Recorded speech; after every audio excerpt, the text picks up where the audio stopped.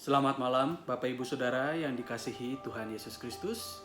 Berjumpa lagi bersama saya Pendeta Nathaniel Valentino di dalam pemahaman Alkitab pada hari ini, hari Rabu 9 Juni 2021. Pada hari ini kita akan merenungkan firman Tuhan, mendalami firman Tuhan dengan tema Jerat Kuasa Dosa.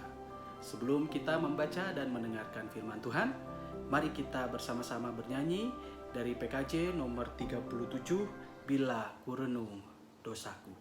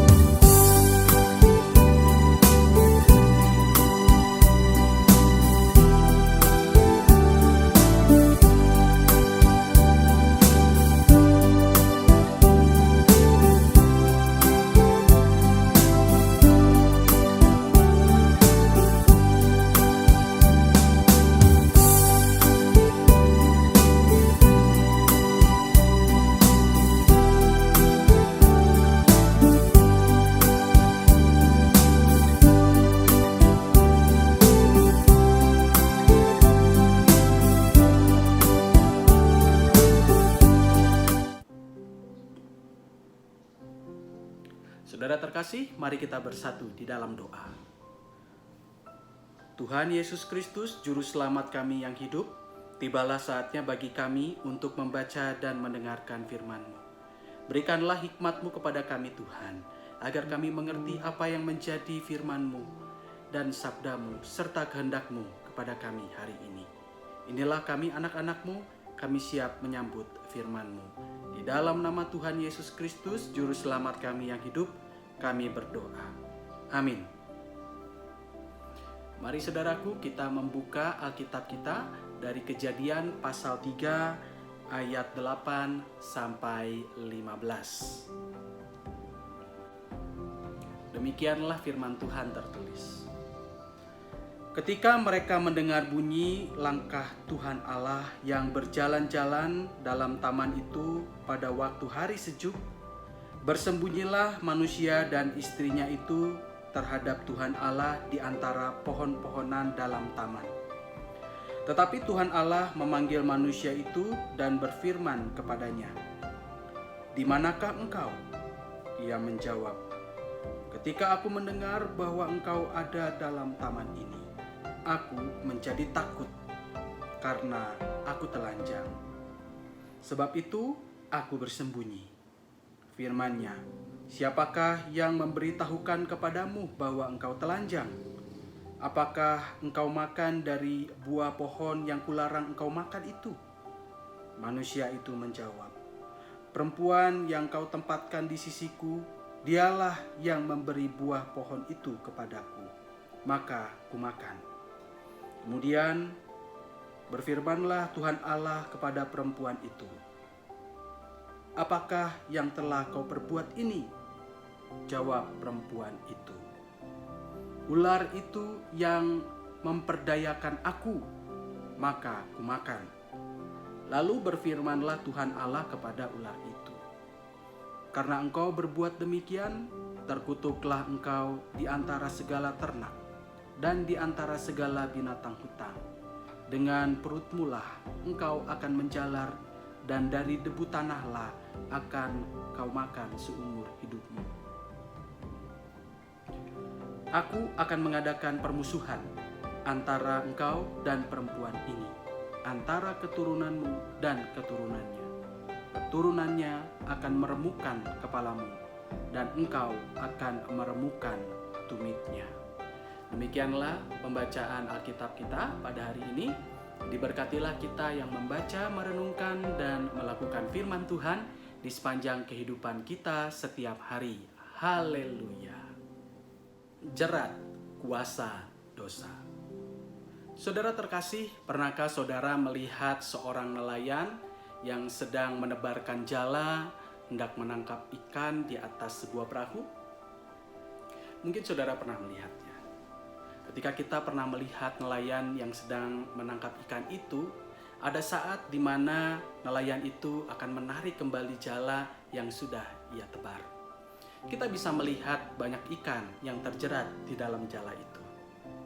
Tidak ada cara bagi ikan itu untuk bisa meloloskan diri dari jala itu. Cara satu-satunya adalah merobek jala itu. Saudara terkasih, ibarat ikan di dalam jala itu, demikianlah jerat dosa dalam kehidupan manusia, dalam kehidupan kita. Kita tidak bisa pergi kemana-mana. Kita hanya terus berada di dalam jala itu. Dan jalan bagi kita untuk bisa keluar dari jerat itu adalah pertobatan. Saudara terkasih, melalui bacaan pada hari ini, kita diajak untuk melihat kembali bahwa dosa bisa menyesatkan dan membawa kita jauh dari Tuhan. Kalau kita menyaksikan Alkitab, setidaknya ada 2 jerat dari dosa. Jerat yang pertama adalah dosa membuat manusia merasa ketakutan dan ingin bersembunyi.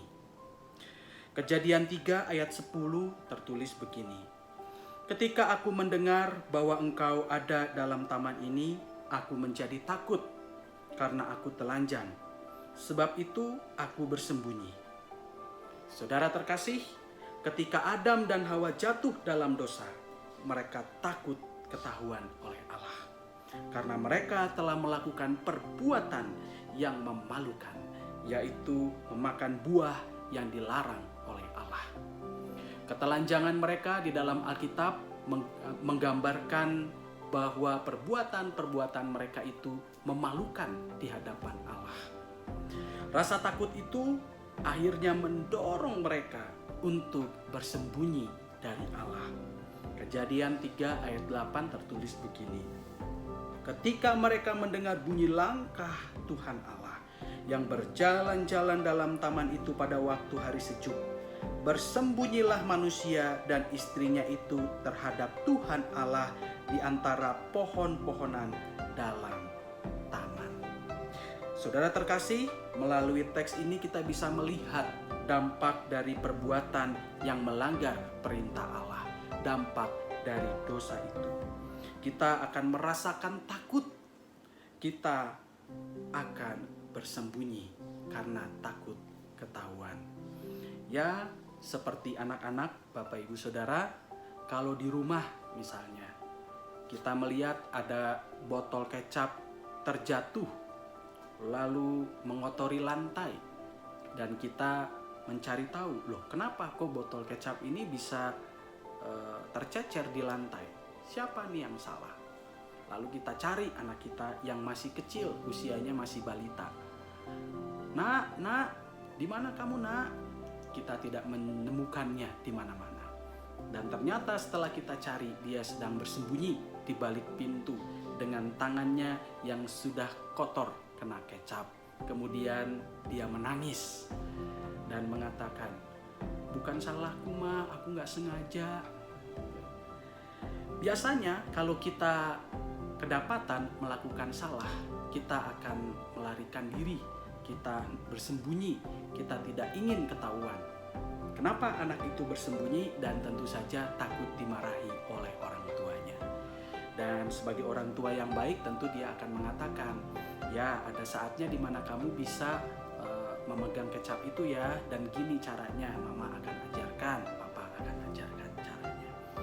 Tetapi di sini kita bisa melihat, Bapak Ibu Saudara, bahwa di dalam kehidupan kita sehari-hari dan apa yang kita alami dan yang juga kita lihat, kita akan menjumpai ada saja orang-orang yang ketika melakukan dosa, ia akan menutup-nutupinya. Atau barangkali jangan orang lain, kita juga. Kalau kita melakukan suatu dosa, mungkin kita akan malu, kita akan takut kalau orang lain akan tahu. Tuhan pasti tahu, Tuhan tidak bisa kita kelabui. Orang lain bisa kita kelabui. Dan kecenderungan inilah yang muncul. Kita takut orang lain tahu apa yang sudah kita lakukan, oleh karena itu kita menyembunyikannya. Kita menyembunyikan diri. Memang ada saja Bapak Ibu Saudara, orang-orang yang ketika melakukan dosa, mereka berani mengakuinya sekalipun hal itu memalukan dirinya. Ia berani menerima konsekuensi-konsekuensinya dan berkomitmen untuk bertobat. Tetapi bagi mereka yang takut dan kemudian menutup-nutupi dosanya itu, mengapa mereka melakukan itu? Tentu saja mereka takut mendapatkan hukuman sosial misalnya, atau hukuman pidana ya dari hukum yang berlaku di Indonesia, atau konsekuensi-konsekuensi lainnya. Hal itu sangat menakutkan. Dan tentu saja karena sangat menakutkannya, ia memilih untuk menyembunyikannya. Saudara terkasih, sekalipun ada orang-orang yang berani mengakui dosa-dosanya dan bertobat, berkomitmen untuk tidak mengulanginya kembali, di dalam kehidupan kita sehari-hari tidak sedikit kita jumpai ada orang-orang yang memilih untuk menyembunyikan dosanya itu, bahkan menyangkali dosanya itu. Saudara terkasih, saat kita menyadari bahwa kita sudah melakukan dosa, seharusnya kita membuka diri kita datang kepada Tuhan dan mengakui dosa-dosa kita secara jujur. Berkomitmenlah untuk bertobat dan tidak lagi mengulangi dosa-dosa kita. Sebisa mungkin, sekalipun kita adalah orang yang penuh dengan kelemahan dan kekurangan, beranikanlah diri kita untuk menerima segala konsekuensi-konsekuensi yang akan datang. Bersedialah untuk bertanggung jawab untuk segala dosa-dosa yang kita lakukan.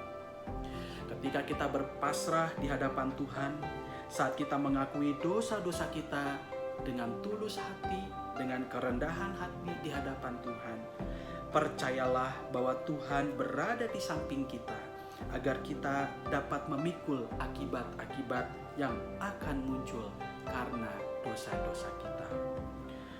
Saudara terkasih, jikalau kita berbuat suatu dosa, kemudian kita menyembunyikannya, yang terjadi adalah kita akan menimbun akibat-akibat yang akan muncul setelahnya. Ibarat bola salju atau snowball. Awalnya kecil, kemudian dia bergelinding dari puncak gunung dan menjadi bongkahan yang besar. Awalnya kecil, tetapi kemudian menjadi besar. Begitulah akibat dari dosa. Ketika kita melakukan suatu dosa dan menyembunyikannya, dampak yang akan terjadi sangatlah besar. Dan malah mungkin kita tidak sanggup lagi untuk memikulnya. Lain halnya ketika kita melakukan satu dosa dan kita menyadarinya bahwa itu adalah hal yang mesti kita ubah. Kita harus bertobat di hadapan Allah. Kita harus berkomitmen untuk tidak lagi mengulangi hal tersebut. Kita pasti akan menanggung konsekuensi-konsekuensi atau akibat-akibat dari pengakuan dosa itu. Tetapi konsekuensi-konsekuensi itu adalah konsekuensi yang bisa kita pikul. Karena kita menyadarinya dengan cepat dan kita mengakuinya dengan cepat. Berbeda kalau kita menyadarinya dan mengakuinya dengan cepat, tetapi kemudian enggan untuk mengakuinya, enggan untuk bertobat, tetapi malah menutupinya atau menyembunyikannya. Maka dampak yang akan muncul adalah dampak akibat yang besar yang mungkin akan sulit kita pikul. Dan tentu saja ketika kita hendak menyembunyikan dosa, sudah bisa dipastikan bahwa kita akan menyembunyikannya dengan perbuatan dosa lagi. Jadi dosa ditutupi oleh dosa dan akan menjadi snowball atau bola salju. Saudara terkasih, di manakah posisi saudara? Apakah kita sedang berada di posisi yang sedang menyembunyikan dosa? Atau kita sekarang sedang berada di posisi di mana kita berani terbuka di hadapan Tuhan, berani mengakui dosa kita, berkomitmen untuk tidak kembali melakukan dosa-dosa itu. Yang kedua, dari jerat dosa. Dosa membuat manusia cenderung membela dirinya sendiri dan menyalahkan orang lain. Begitulah Adam ketika didapati oleh Allah bahwa dirinya memakan buah dari pohon yang dilarang olehnya. Adam berkata, "Perempuan yang kau tempatkan di sisiku, dialah yang memberi dari buah pohon itu kepadaku. Maka kumakan." Kejadian 3 ayat 12. Bukan hanya Adam yang menuduh Hawa, Hawa pun juga sama saja. Ia menuduh ular. Hawa berkata, "Ular itu yang memperdayakan aku, maka kumakan." Adam menuduh Hawa karena Hawa yang memberikan buah itu kepadanya. Bukan hanya menuduh Hawa, secara tidak langsung sebenarnya Adam juga menuduh Tuhan karena telah menempatkan perempuan yang malah membuatnya jatuh dalam dosa.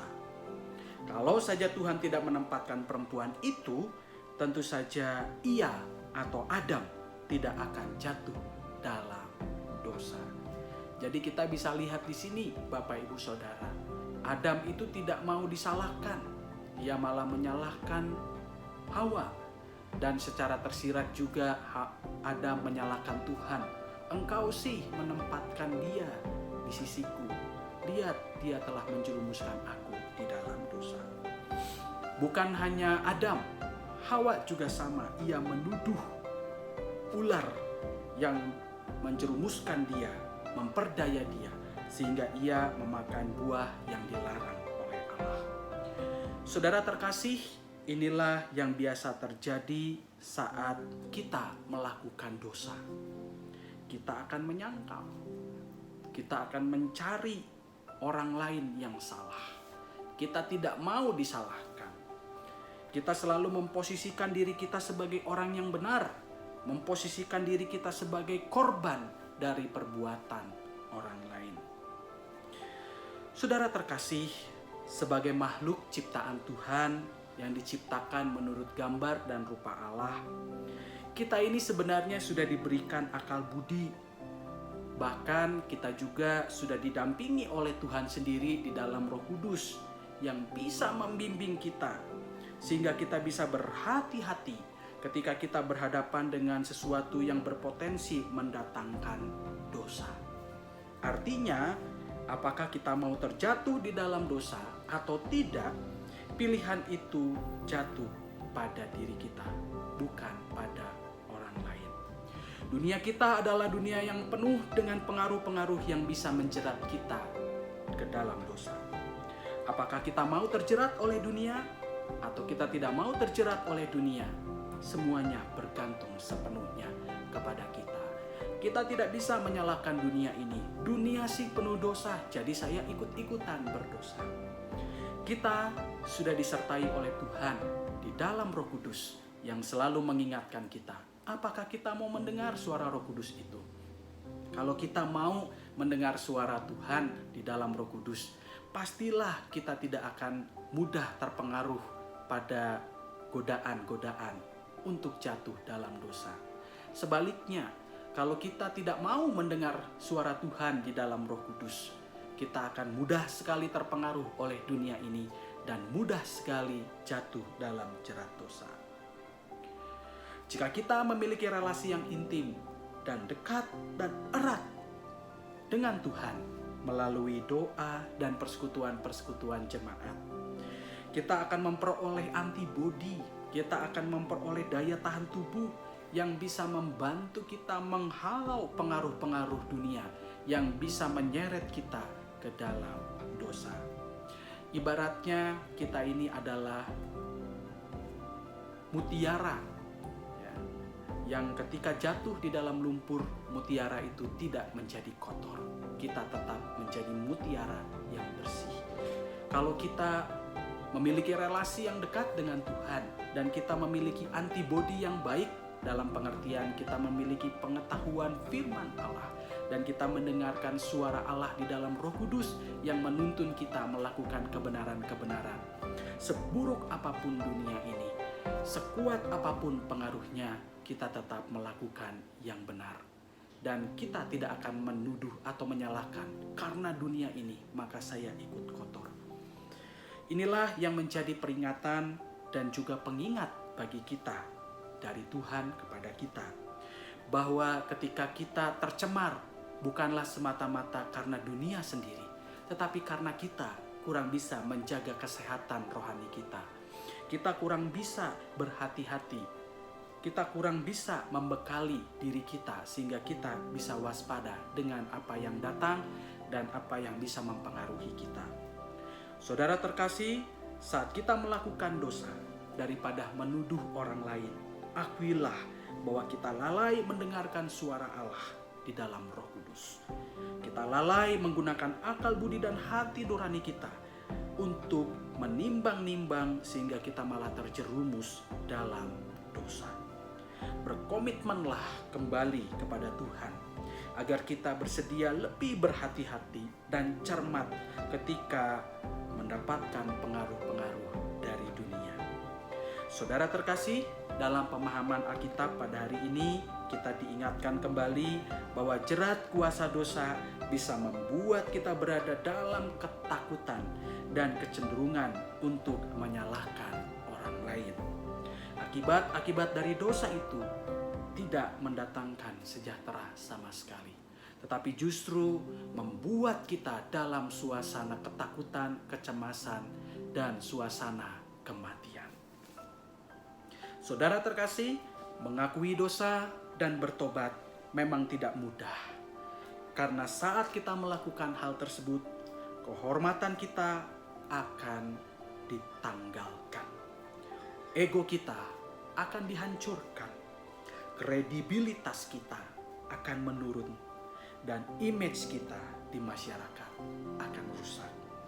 Tetapi sebetulnya, ketika kita melakukan hal tersebut secara jujur, kita mengakui di hadapan Tuhan bahwa kita berdosa dan kita bertobat, tidak mau lagi mengulangi dosa-dosa kita itu. Kita akui secara jujur, dengan tulus, dengan kerendahan hati, dan pasrah. Kita yakin kita akan merasakan pemulihan dari Tuhan. Dan segala situasi itu akan dipulihkan dari kita. Nama baik kita sedikit demi sedikit akan pulih. Kehormatan kita sedikit demi sedikit akan kembali. Saudara terkasih, marilah kita terus menjaga relasi kita dengan Tuhan di dalam doa-doa kita sehari-hari. Dan menjaga relasi kita dengan Tuhan melalui persekutuan-persekutuan jemaat. Agar kita memiliki antibodi atau daya tahan tubuh untuk lebih berhati-hati, untuk waspada saat kita berhadapan dengan pengaruh-pengaruh yang berpotensi mendatangkan dosa di sekitar kita. Biarlah Tuhan memberkati kita pada hari ini dan sepanjang hari. Amin.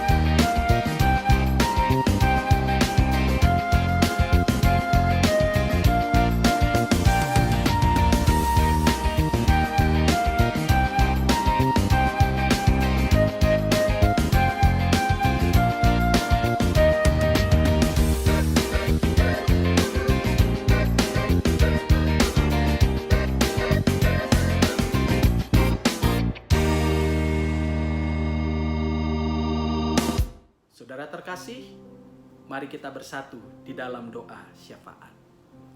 Tuhan Yesus Kristus, Juru Selamat kami yang hidup, terima kasih pada hari ini mengingatkan kami kembali bahwa ketika kami jatuh di dalam dosa, itulah saatnya bagi kami untuk mengungkapkan secara jujur di hadapan Tuhan, mengakui dosa-dosa kami, dan berkomitmen untuk tidak mengulanginya kembali. Tuhan Yesus Kristus, kami mengakui bahwa kami ini penuh dengan kekurangan, tapi jangan biarkan kami untuk kembali jatuh di lubang yang sama. Doronglah kami terus-menerus agar kami berkomitmen, berjuang sepenuh hati dan tenaga kami untuk menerapkan firman Tuhan, ajaran Tuhan yang baik yang diwartakan di dalam Alkitab kepada kami. Tuhan Yesus Kristus, jikalau sekarang ini kami memiliki dosa-dosa yang masih kami sembunyikan, tolonglah kami Tuhan, agar kami dapat melihat diri kami masing-masing dan mengakui dosa-dosa kami itu. Ampunilah kami Tuhan, jikalau kami selalu menyalahkan orang lain untuk apa yang terjadi dalam kehidupan kami, untuk dosa-dosa yang kami lakukan. Ampunilah kami kalau kami gagal dalam mendengarkan suara Tuhan di dalam Roh Kudus, sehingga kami malah terjerumus di dalam perbuatan dosa.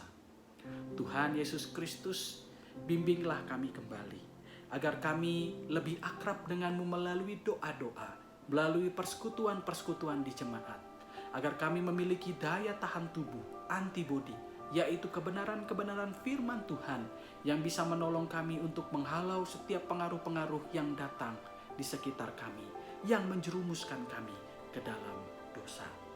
Tuhan Yesus Kristus, kami percaya di tengah kelemahan kami ini, di tengah perjalanan hidup kami yang terus-menerus hendak bertumbuh dan terus diperlengkapi, kami adalah makhluk yang penuh dengan kekurangan. Oleh karena itu, bimbinglah kami Tuhan, jangan tinggalkan kami, jangan jemu-jemu untuk terus mengingatkan kami ketika kami jatuh dalam dosa. Tuhan Yesus Kristus, kami bersyukur untuk pemeliharaanmu di sepanjang kehidupan kami, baik ketika kami bersuka cita maupun ketika kami berduka cita. Engkau tidak pernah meninggalkan kami. Kami berdoa bagi gereja kami, GKI Taman Cibunut Bandung. Berkatilah setiap pemimpin jemaat yang telah Engkau panggil, yaitu anggota-anggota majelis jemaat, para pengurus badan-badan pelayanan, para aktivis. Biarlah Tuhan berikan mereka hikmat dan kebijaksanaan, agar mereka lebih peka kepada suara Tuhan dan mereka menjalankan kehendak Tuhan di setiap pekerjaan tangan mereka di gereja ini. Kiranya Tuhan kuatkan mereka agar mereka tabah dalam menghadapi setiap tantangan yang muncul dalam pelayanan mereka. Biarlah Tuhan ikat mereka dalam satu kesatuan sebagai satu tubuh Kristus yang tidak tercerai-berai, tetapi saling memiliki, saling mendukung, saling menghormati, dan saling mengasihi. Tuhan, kami berdoa untuk anggota jemaat kami dan para simpatisan GKI Taman Cibunut Bandung. Berkatilah mereka dimanapun mereka berada. Biarlah mereka bertumbuh semakin serupa dengan Kristus. Apa yang mereka kerjakan seirama dengan pekerjaan tangan Kristus. Dan kemana mereka melangkah, mereka mengikuti langkah kaki Kristus. Kami berdoa untuk bangsa dan negara kami Tuhan. Kami percaya Engkau memberkati pemimpin-pemimpin kami, agar mereka tetap menjunjung tinggi keadilan dan memperjuangkan kesejahteraan bagi seluruh masyarakat Indonesia. Biarlah kehidupan kami bersama dengan warga negara yang lain terbangun dalam kesatuan sekalipun kami berbeda-beda. Tuhan, jaga keharmonisan kami sebagai warga negara Indonesia, sekalipun banyak orang-orang yang ingin memecah belah kesatuan kami. Biarlah kami menjadi warga negara yang baik, mengikuti hukum yang berlaku di negara ini, dan berjuang dengan arif serta bijaksana, tulus seperti merpati, sebagaimana yang Tuhan ajarkan ketika terjadi ketidakadilan atau ada hal-hal yang mesti diluruskan. Tuhan Yesus Kristus, kami percaya rancangan-Mu bagi kami, bangsa ini, gereja kami, keluarga kami, dunia ini adalah rancangan damai sejahtera, bukan rancangan kecelakaan. Terima kasih Tuhan untuk kebaikan.